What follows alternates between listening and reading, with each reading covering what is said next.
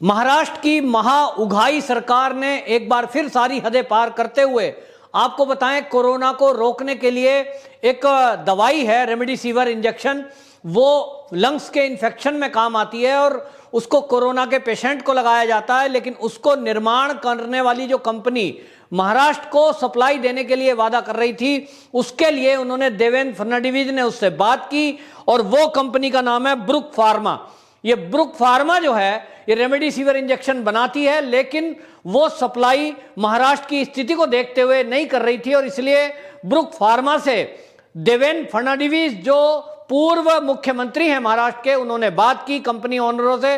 तो उन्होंने कहा कि हमें केंद्र सरकार ने मना किया हुआ है, क्योंकि केंद्र सरकार से इसके एक्सपोर्ट पर रोक लगाई हुई है और यह तय किया हुआ है कि ये सारी जितनी भी दवाइयां हैं, इसको लेकर के कोई भी कच्चा माल, इससे संबंधित कोई भी जानकारी, वो उन्हीं लोगों को परमिशन देंगे जो सरकार से पहले से लाइसेंस प्राप्त है।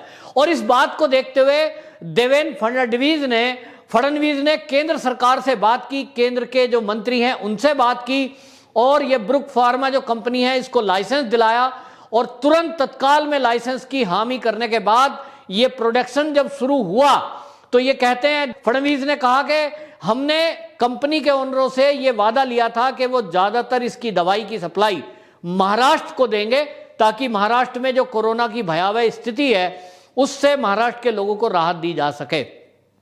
जब ये निर्माण होने लगा और ये सप्लाई देने की बात हुई, इसमें आपको बताएं महाराष्ट्र सरकार बीच में आ गई और महाराष्ट्र सरकार ने वो उगाही वाला खेल शुरू कर दिया और उस उगाही वाले खेल में दवाई कंपनियों को भी ये महाराष्ट्र सरकार नहीं छोड़ रही है। इसका खुलासा महाराष्ट्र के पूर्व मुख्यमंत्री देवेंद्र फडणवीस ने किया है। देवेंद्र फडणवीस ने बताया कि जैसे ही ये कंपनी में निर्माण शुरू हुआ, इसके कंपनी के मालिकों को बाकायदा महाराष्ट्र की पुलिस ने बुलाया, वहां के डीसीपी रैंक के आदमी ने, और उससे कहा कि आपसे कुछ पूछताछ करनी है और पूछताछ के नाम पर अपने ऑफिस में बुलाकर बाद में उनको गिरफ्तार कर लिया। उसके बाद उस कंपनी मालिक ने देवेंद्र फडणवीस को बात की, फडणवीस को फोन किया, फडणवीस तुरंत अपने कुछ लोगों के साथ उस डीसीपी ऑफिस में आए और बात की कि आपने इसको गिरफ्तार क्यों किया है। तो डीसीपी मुकरने लगा और कहने लगा, जी मैंने तो पूछताछ के लिए बुलाया था। लेकिन सवाल यह उठता है कि यह पूछताछ कैसी है कि एक आपातकाल में ऐसी दवाई की जरूरत पूरे देश में, जब उसकी हाहाकार मची हुई है, उसकी कालाबाजारी हो रही है, ऐसे में वो एक कंपनी केंद्र सरकार की परमिशन से बाकायदा उस दवाई का निर्माण शुरू करती है और वादा करती है कि उसकी ज्यादातर डोजें वो महाराष्ट्र को देगी, लेकिन उसको बुलाकर धमकाया जाता है और गिरफ्तार कर लिया जाता है, यह कहकर कि आपने किससे पूछकर यह दवाई का निर्माण शुरू किया। वो कागज दिखाते हैं ब्रुक फार्मा के मैनेजर वगैरह के हमारे पास केंद्र की परमिशन है, लेकिन इससे महाराष्ट्र की पुलिस संतुष्ट नहीं होती। शायद उनको ऊपर से इशारा था कि जब तक कोई इसमें कमीशन ना दे दे, महाराष्ट्र की सरकार में बैठे हुए नेताओं को कमीशन ना मिल जाए, तब तक किसी को भी महाराष्ट्र के अंदर रेमडेसिविर बेचने की अनुमति वो नहीं देंगे। इससे बात से यही लगता है और इसलिए देवेंद्र फडणवीस ने इसका खुलासा किया है कि महाराष्ट्र के अंदर जो उगाही सरकार चल रही है वो कोरोना के काल में बाज नहीं आ रही है ऐसे उद्योगपतियों को परेशान करने में।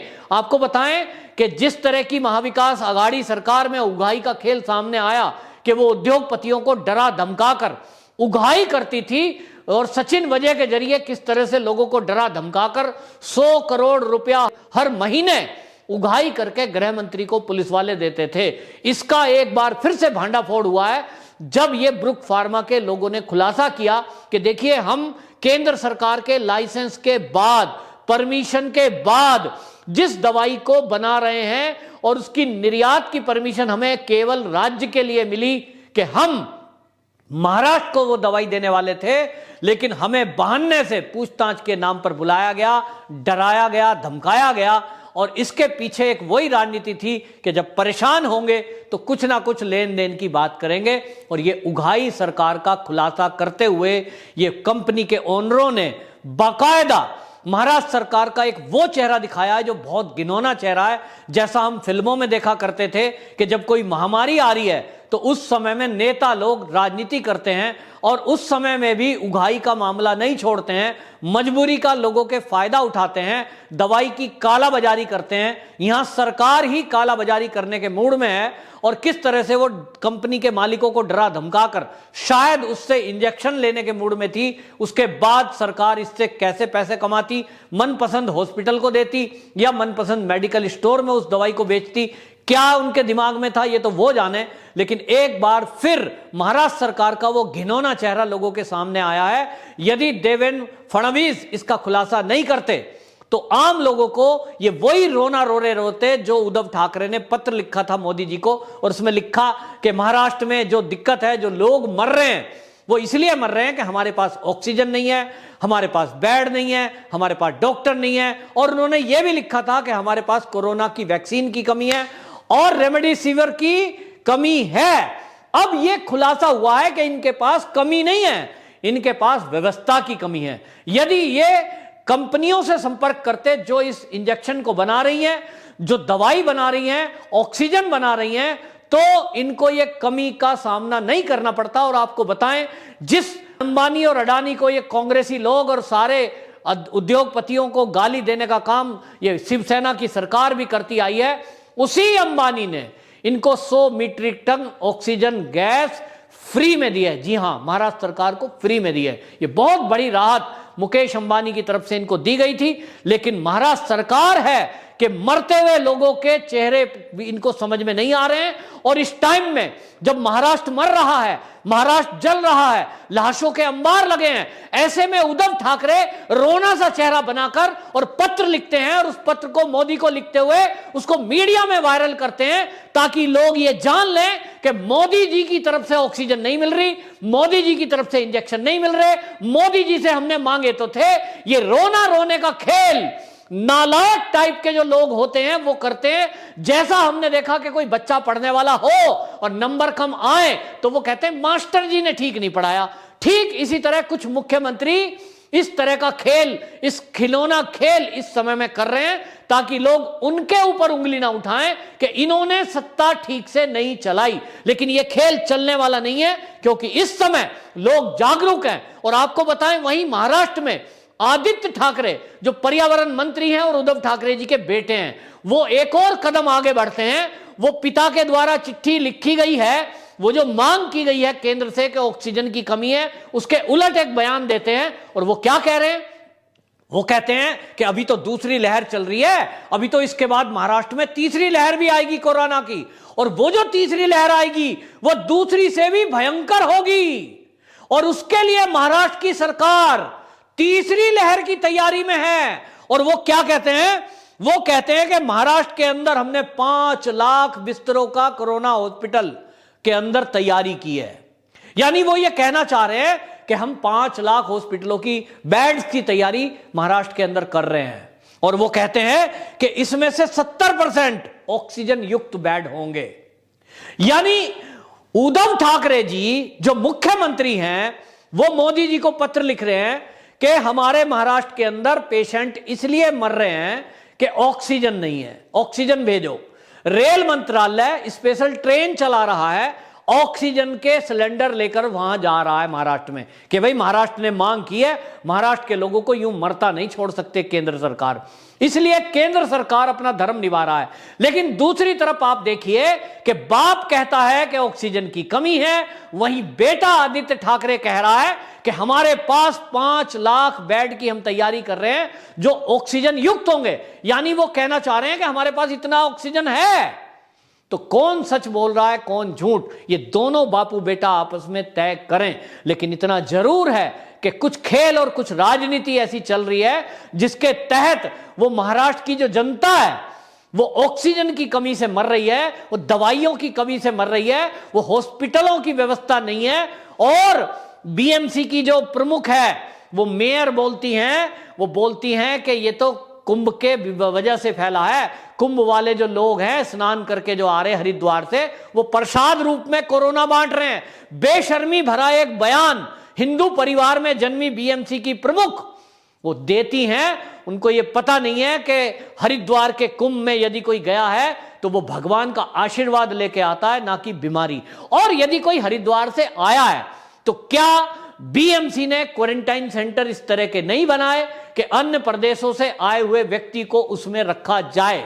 जो व्यवस्था करनी थी वो बीएमसी ने नहीं करी है, क्योंकि वहां तो पैसे का खेल चल रहा है। 10,000 रुपए दो, आप क्वारंटाइन होने की जरूरत नहीं है, अपने घर में जाओ, बीमारी फैलाओ। ये जो खेल चल रहा है महाविकास कमाई उगाही का, ये महाराष्ट्र के अंदर खेल बीएमसी भी करने में लगी है और ये पुलिस भी करने में लगी है और सरकार भी इसमें इन्वॉल्व है। ठगी जा रही है और मर रही है तो महाराष्ट्र की जनता, जिसको मरने के लिए छोड़ दिया गया है, या मदद के लिए यदि नंबर आता है तब केंद्र को याद करते हैं और मोदी जी को याद करते हैं। महाराष्ट्र में सत्ता का सुख भोगेंगे हम, महाविकास आघाड़ी, तीनों दल मिलकर के महाराष्ट्र में लूट खूट मचाएंगे, व्यापारियों को लूटेंगे, होटल वालों को लूटेंगे, नशाखोरों से मंथली बांध लेंगे और नशे का व्यापार होने देंगे, सब कुछ गड़बड़ी होने देंगे। हमको पैसा चाहिए। और जब जनता की सेवा का नंबर आएगा, जब महामारी में भयंकर रूप धारण महामारी कर लेगी, तब कहेंगे मोदी जी आप करिए, हमारे बस का नहीं है। तब फिर सत्ता में क्यों बैठे हो? गद्दी छोड़ो, देवेंद्र फडणवीस को यह गद्दी सौंपो और कहो जी आप चलाइए, हम तो फेल हो गए, हम तो उगाही करने में लग गए, हमसे ये नहीं हो रहा कि हम लोगों की जान बचा पाएं।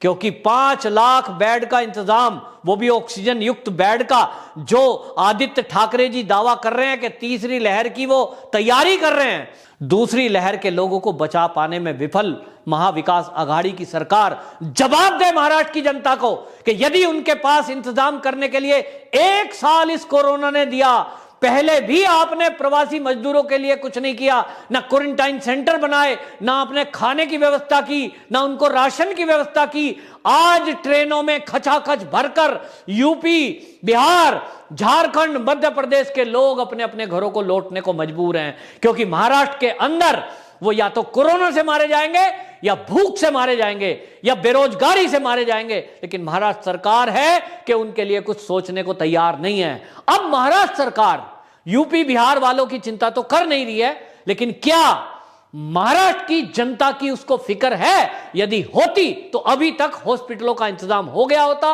ऑक्सीजन का इंतजाम हो गया होता, और इस तरह की बदतमीजी ना की होती महाराष्ट्र की पुलिस के द्वारा, जिस तरह से वो जो रेमडेसिविर इंजेक्शन बनाने वालों को डराने धमकाने का काम और उनको गिरफ्तार करने का, अवैध गिरफ्तारी करने का काम कर रही है, जबकि उनके पास केंद्र सरकार की परमिशन है। तो यह सरकार क्यों ऐसा कर रही है? जनता इसका जवाब मांगेगी, जनता इसका जवाब मांग रही है। वंदे मातरम।